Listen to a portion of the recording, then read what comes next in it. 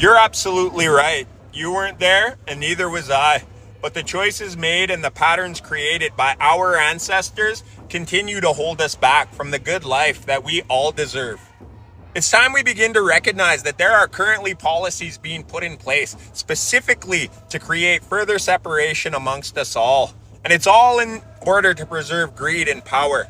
Because unless you are part of the 7% who have hoarded more resources than you could possibly use in a lifetime, guess what? Somewhere along the line, your relatives were colonized as well.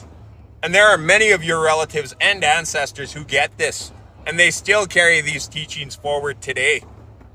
This fact is a big part of my personal story, because the first person to see more in me as a troubled youth growing up was one of your relatives. And one of my best whacks, who I often confide in and seek advice from, is an old Englishman who has a deep understanding of the fact that his ancestors were amongst the first to be colonized. And his current work is helping Indigenous people like myself realize that many of the patterns that we follow today are deeply rooted in the traumas of colonialism. And while we don't agree on many things, we both have a deep understanding the fact that everyone has a role to play in the circle of life. And we also agree that every single time, love wins.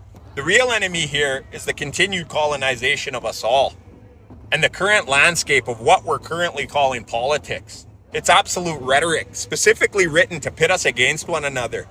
And my prayer is that we begin to realize this and realize that we're all the victims of the continued colonization of Mother Earth. I also pray to Creator that those who have a deep understanding of this can begin to come together in a good way and create a space where we can begin to look at what it means to fight back against our true oppressors before it's too late. One love, family.